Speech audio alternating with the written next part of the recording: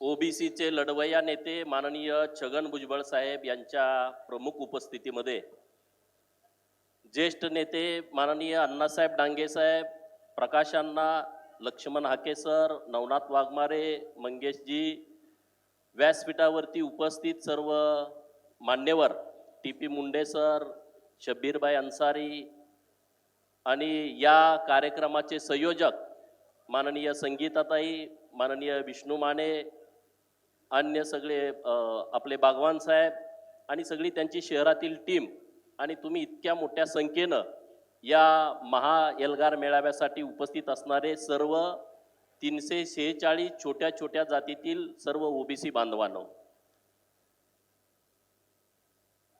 प्रस्थापितांच्या बालेकिल्ल्यामध्ये आजचा हा ओबीसीचा महा एल्गार मेळावा होतोय आणि ओबीसीच्या आरक्षणाचं संरक्षण करणं, ओबीसीच्या हक्काचं संरक्षण करणं आणि ओबीसींना त्यांच्या कर्तव्याची जाणीव करून देणं हा या आजच्या मेळाव्याचा मूळ हेतू आहे. आमचा कुणाला विरोध आहे म्हणून आम्ही एकत्रित आलोय अशातला भाग नाही आहे. मराठा समाजाच्या आरक्षणाला कालही ओबीसी नेत्यांचा पाठिंबा होता, आजही ओबीसी नेत्यांचा पाठिंबा आहे आणि उद्याही ओबीसी नेत्यांचा पाठिंबा असेल. जे 10% वेगळं आरक्षण दिलेलं आहे त्याच्या समर्थनात आम्ही सगळे आहोत, त्या विरोधात आम्ही कुणी नाही आहे. आमचा विरोध आहे तो सगळे सोयरेला. आरक्षणाची एक पद्धत ठरलेली आहे. आरक्षण कशा पद्धतीनं द्यायचं आहे हे संविधानानं त्याचे काहीतरी नियम घालून दिलेले आहेत. मग ते एससीचं आरक्षण असेल, ते एसटीचं आरक्षण असेल, ते ओबीसीचं भटक्या विमुक्तांचं आरक्षण असेल, सगळे म्हणजे आपल्या वडिलांकडून आलेले सगळे, सोयरे म्हणजे आईकडून आलेले सगळे नातेवाईक. आपलं जे आरक्षण आहे ते मातृसत्ताक पद्धतीनं नाही, हे पितृसत्ताक पद्धतीनं आपल्याला आरक्षण मिळतं. म्हणून सगळे सोयरे या गोष्टीला आमचा विरोध आहे आणि ते कायद्यात टिकणारं नाही आहे. हे सगळ्या आंदोलनकर्त्याला समोरच्याही माहित आहे. मराठा समाजाच्या डोळ्यामध्ये धुळफेक ते आंदोलनकर्ते सुद्धा करतायत. ते सरकारला म्हणतायत तुम्ही या मराठा समाजाला सांगू नका, मी मराठा समाजाला सांगत नाही, सगळे सोयरेची अंमलबजावणी होणार नाही, हे सगळं माहित आहे. तरी सुद्धा मराठा समाजाची फसवणूक मोठ्या प्रमाणामध्ये सुरू आहे. आता सगळे सोयरे त्यांचं म्हणणं काय आहे की जे आईकडून आलेत त्या सगळ्यांना तुम्ही सर्टिफिकेट द्या. आता आपल्या इथं रामोसी समाजाचे माझे अनेक सहकारी इथं उपस्थित आहेत. याच महाराष्ट्रामध्ये रामोसी, बेरड आणि बेडर ह्या 3 जाती राहतात. एकच आहेत, त्या नावं वेगळी आहेत. आणि त्यामधला बेडर आणि त्यामधला रामोसी हा एनटी मध्ये आहे आणि बेरड हा एससी मध्ये आहे. एकमेकाच्या रक्ताचे नाते आहेत. मग आता बेरड समाजाची मुलगी जर बेडर समाजात दिली असेल तर तुम्ही आमच्या रामोसी बांधवांना एससीचा दाखला देणार आहे का? हा आमचा सवाल सरकारला आहे. या पश्चिम महाराष्ट्रामध्ये जो कैकाडी समाज आहे, मराठवाड्यामधला जो कैकाडी समाज आहे हा एनटी मध्ये आहे आणि विदर्भातला कैकाडी समाज हा एससी मध्ये आहेत, पण एकमेकाचे हे रक्ताचे नातेवाईक आहेत. मग इथल्या पश्चिम महाराष्ट्रातल्या आणि मराठवाड्यातल्या कैकाडी समाजाला तुम्ही एससीचा दाखला देणार आहे का? हा नुसता ओबीसीचा प्रश्न निर्माण होत नाही, हा एससी ला सुद्धा बाधा करणारा सगळे सोयरे हा विषय आहे, हा एसटी ला सुद्धा बाधा करणारा सगळे सोयरे विषय आहे. मी सरकारकडे हाही विषय मांडला की महाराष्ट्रातला धनगर समाज हा एनटी मध्ये आहे आणि आमचाच नेता आमचे मित्र उत्तमराव जानकर यांच्याकडे खाटीक धनगराचा दाखला आहे आणि हा उत्तमराव जानकरांचे महाराष्ट्रातले सगळे धनगर पाहुणे आहेत. मग तुम्ही त्यांना एससीचा दाखला देणार का?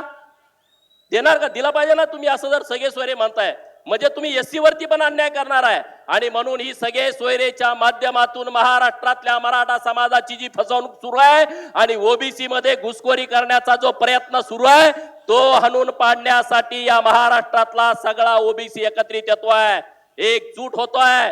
माननीय छगन भुजबळ साहेबांना पण सगळ्यांनी धन्यवाद दिला पाहिजे.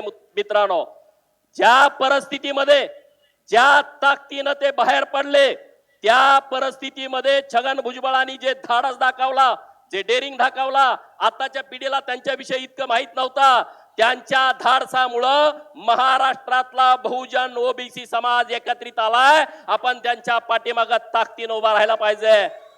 ठामपणे उभं राहायला पाहिजे। आज लक्ष्मण हाके सरांनी, नवनाथ मागमारेंनी आणि मंगेश ससानेनी पुण्यामध्ये आणि इकडं वडीगोद्रीला आंदोलन केला। तिथल्या सगळ्या लोकांनी ताकद उभा केली। आज हे गरजेचं आहे। आपण कुणाच्या विरोधात, आज गोपीचंद जातीवादी आहे, छगन भुजबळ जातीवादी आहे, व्यासपीठावरती बसलेले सगळे जातीवादी आहे। अरे ज्यांना वाटतंय गोपीचंद पडळकर जातीवादी आहे, या मंडपामध्ये समोर उपस्थित असणारा ओबीसी ज्यांना वाटतोय जातीवादी आहे, महाराष्ट्रामध्ये ज्यांची संख्या 54% आहे, तो ओबीसी तुम्हाला जातीवादी वाटतोय। त्या जातीवादी म्हणणाऱ्यांना माझा एक प्रश्न आहे, कालच्या लोकसभेला छगन भुजबळांनी कुणाला मतदान केला? एका बाजूने गोडसे उभा होते, एका बाजूने वजे उभा होते, दोन्ही मराठा कॅन्डिडेट होते। या सांगलीमध्ये गोपीचंद पडळकर तुम्ही समोर उपस्थित असलेल्या लोकांनी लोकसभेला कुणाला मतदान केलं? एका बाजूला संजय पाटील होते, दुसऱ्या बाजूला विशाल पाटील होते। कोल्हापूरमध्ये एका बाजूला शाहू महाराज होते, दुसऱ्या बाजूला मंडलिक होते। हात कणंगलेला धैर्यशील माने होते, दुसऱ्या बाजूला सतीश पाटील होते। कितीतरी मतदारसंघ आपण सांगू शकतो। तुम्ही आम्हाला जातीवादी म्हणता, उद्या आमच्यातला एखादा निवडणूक लढवाय गेला का म्हणा हे जातीवादी आहेत। अरे जातीवादाशी आमचा काही संबंध नाही, पण आमच्या लोकांच्या हक्काचं संरक्षण करणं ही आमची जबाबदारी आहे, ते आमचं कर्तव्य आहे। आणि त्यासाठी कोणती आणि कसली किंमत मोजावी लागली तर त्या बाबतीमध्ये आम्ही मागे पडणार नाही। आणि म्हणून तुम्ही सगळ्या पक्षाच्या नेतृत्वाला विचारलं पाहिजे। महाराष्ट्रातल्या ओबीसीनी सरकारनं भूमिका सांगितली आहे। सरकारचं म्हणणं आहे ओबीसीच्या आरक्षणाला धक्का न लावता आम्ही आरक्षण देणार आहे। छगन भुजबळ साहेबांच्या मीटिंग मध्ये तो विषय झाला, सगळ्या बैठकीमध्ये तो विषय झाला की ओबीसीच्या आरक्षणाला आम्ही धक्का लावणार नाही। मग त्या सगळ्या पक्षांना, तुम्ही आता सगळ्या पक्षातले कार्यकर्ते आहात, तुम्ही काय एका पक्षातले कार्यकर्ते नाही, एका नेत्याला मानणारे कार्यकर्ते नाही। जे जे ओबीसीचे कार्यकर्ते ज्या ज्या पक्षामध्ये आहेत त्या त्या पक्षाच्या प्रमुखाला जाऊन भेटा, तिथल्या आमदारांना, तिथल्या खासदारांना, आणि त्यांना लिखित स्वरूपामध्ये मागा की या महाराष्ट्रातल्या ओबीसीच्या आरक्षणाच्या बाबतीमध्ये तुमची भूमिका काय आहे ते पत्रावरती लिहून तुम्ही द्या। आम्हाला कुणी मागितली तर आम्ही आमची भूमिका स्पष्ट लिहून देऊ की मराठा समाजाच्या आरक्षणाला आमचा विरोध नाही, 10% जे वेगळं आरक्षण दिलाय त्याला आमचा पाठिंबा आहे, सगळे सोयरेला आमचा विरोध आहे। असं सगळ्या आमदारांच्याकडून, सगळ्या पक्षाच्या प्रमुखाकडून लिहून घ्या। शरद पवारांपासून उद्धव ठाकरेंपर्यंत, नाना पटोले, सगळ्यांच्याकडून लिहून घ्या। भुजबळ साहेबांनी जेव्हा हे आंदोलन उपोषण सुरू होतं तेव्हा एक मुद्दा चांगला मांडला, नंतरच्या मीटिंग मध्ये प्रकाश आंबेडकर साहेबांनी चांगला मुद्दा मांडला की सर्व पक्षाच्या नेत्यांची बैठक बोलवा। का रे, तुम्हाला आता मतं पाहिजेत, तुम्हाला नुसता गोंधळ घालायचा आहे। आम्हाला सांगताय की आम्ही ओबीसीच्या बाजूने आहे, तिकडे सांगताय की आम्ही मराठा समाजाच्या बाजूने आहे। तुमची एकदा क्लिअर कट भूमिका आहे ती महाराष्ट्रातल्या मराठा समाजालाही कळू द्या आणि महाराष्ट्रातल्या 346 जाती असणाऱ्या ओबीसींना पण कळू द्या। बरोबर आहे का चूक आहे? कळली पाहिजे का नाही कळली पाहिजे? तुम्ही सगळे हात वर करून सांगा तुमची भूमिका कळली पाहिजे की नाही कळली पाहिजे। हे सगळ्या पक्षाच्या प्रमुखांनी लिहून दिलं पाहिजे। अरे राजकारणामध्ये जय पराजय होत राहतात, एखादी निवडणूक जिंकेल आम्ही नाही तर हरेल, त्याच्याशी आम्हाला फिकीर नाही आहे, पण आमच्या सर्वसामान्य लोकांचं हित ज्यामध्ये आहे आणि त्या हिताच्या आडवं जरी कुणी येत असेल तर त्याच्या विरोधामध्ये ठाम भूमिका घेणाऱ्यापैकी आम्ही व्यासपीठावरचे सगळे कार्यकर्ते आहोत। त्यामुळे तुमच्या डोक्यामध्ये ते विषय ठेवू नका।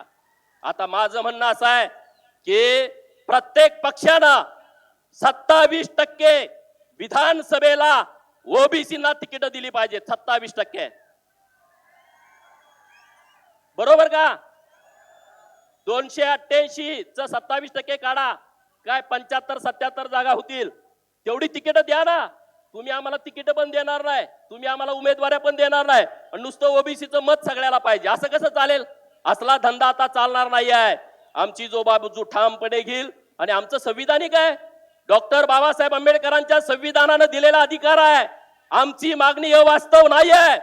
अरे महाराष्ट्र सगळा अशांत केलाय आणि आता हे सगळे शांतता रॅली काढतायत। महाराष्ट्र सगळा अशांत आहे, महाराष्ट्राच्या पोटामध्ये जातीवादाचा कालवा उठलाय, महाराष्ट्रामध्ये जातीय तेढ निर्माण झाली आहे।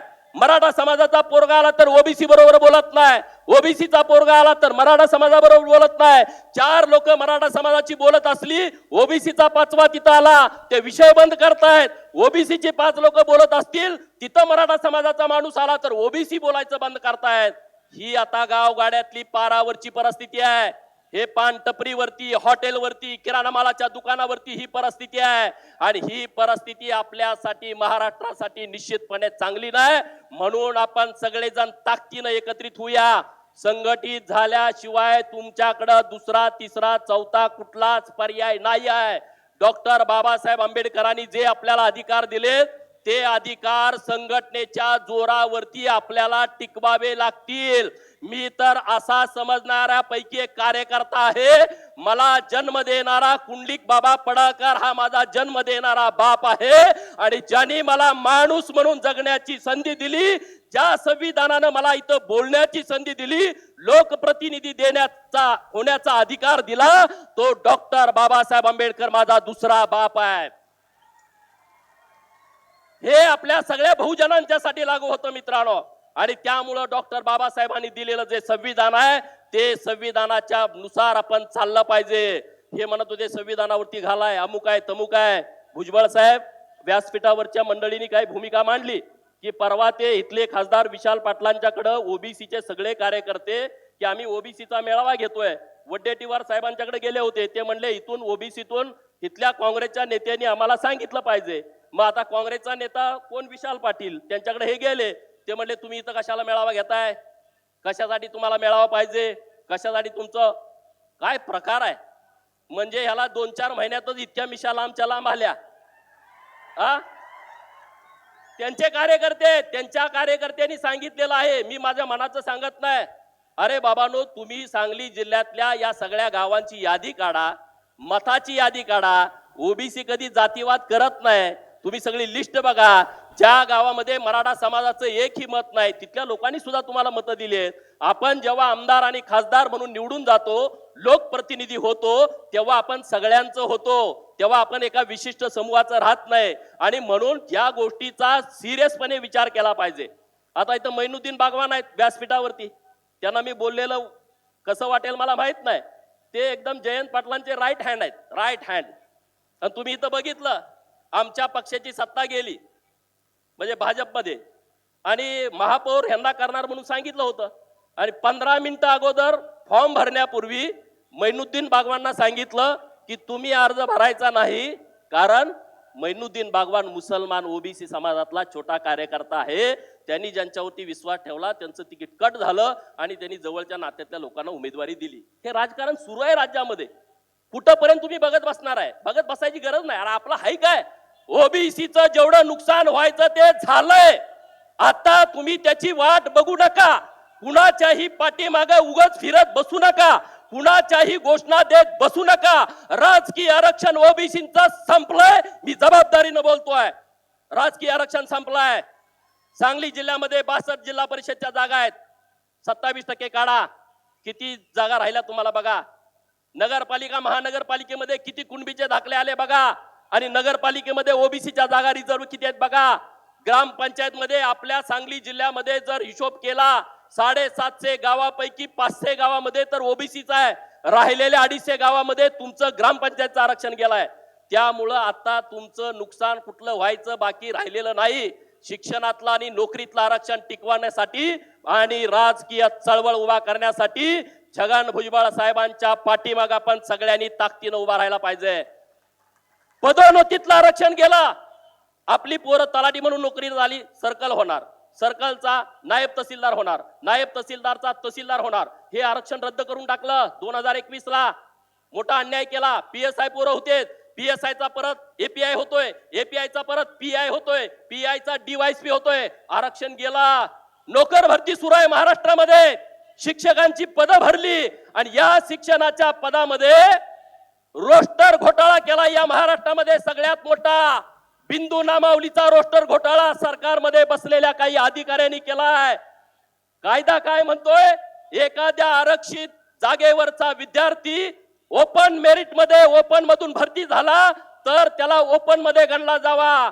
मेरिट जर समजा 100 पैकी 98चं लागलं आणि त्यामध्ये दलिताची पोरं, त्यामध्ये आदिवासीची, त्यामध्ये मागासवर्गीयाची पोरं 98 मार्कानं ओपन मध्ये मेरिट मध्ये आली तर त्यांना आपल्या जागेवरती दाखवायचं नाही. पण हे सरकार मधले जे अधिकारी आहेत ते काय करतायत? आपली पोरं जे खुल्या गटात भरलेले आहेत त्यांना परत आरक्षित जागेवरती दाखवतायत.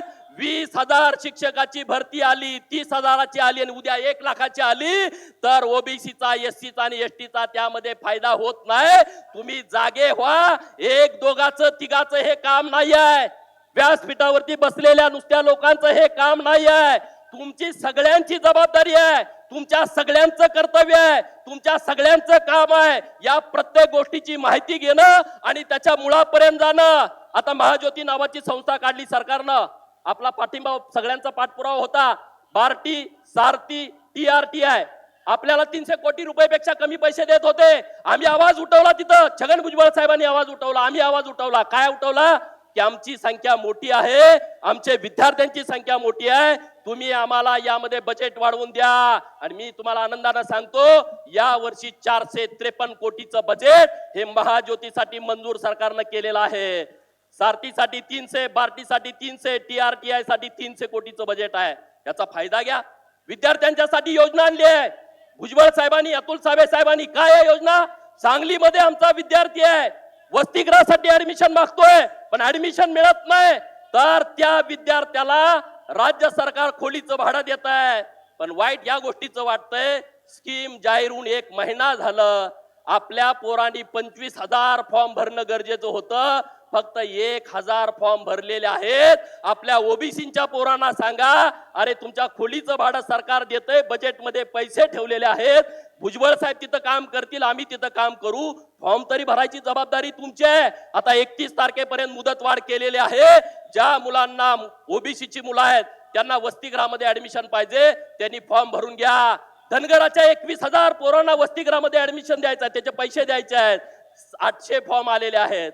एका बाजूला तुम्ही म्हणणार नेते काहीच करत नाहीत, नेते तिथं काम करणार, तुम्ही त्याची माहिती घेत नाही, तुम्ही त्याचे फॉर्म भरत नाही, असं कसं चालणार? तर या सगळ्या विषयामध्ये तुम्ही खोलामध्ये गेलं पाहिजे, ताकदीनं पुढे गेलं पाहिजे आणि ओबीसीचा एल्गार आपण जोरात केला पाहिजे.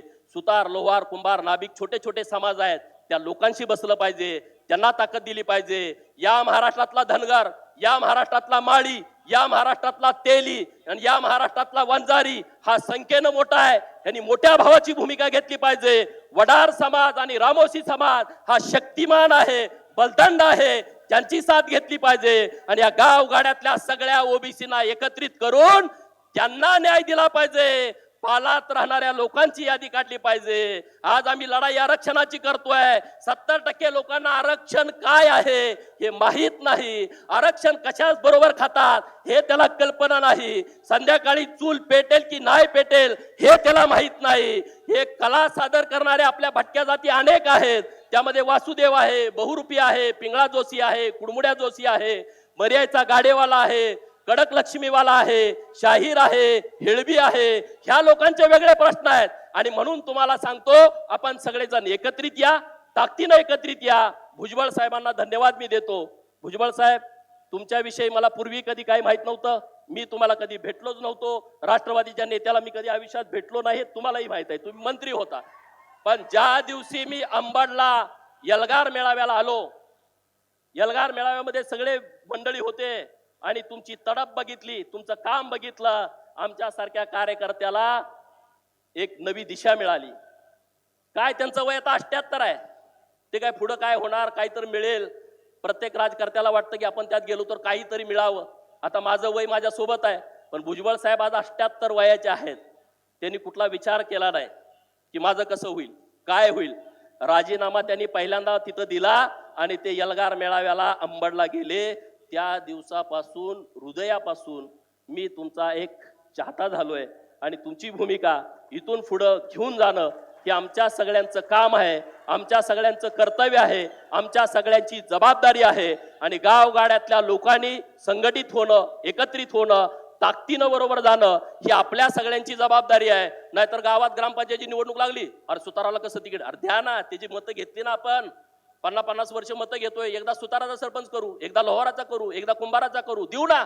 आपणच ज्या मोठ्या भावाच्या भूमिकेत आहेत त्यांनी चांगली भूमिका घ्यावी, एवढंच या निमित्तानं बोलतो आणि थांबतो. जय हिंद, जय महाराष्ट्र, जय ओबीसी. धन्यवाद गोपीचंदजी पडळकर, जोरदार स्वागत.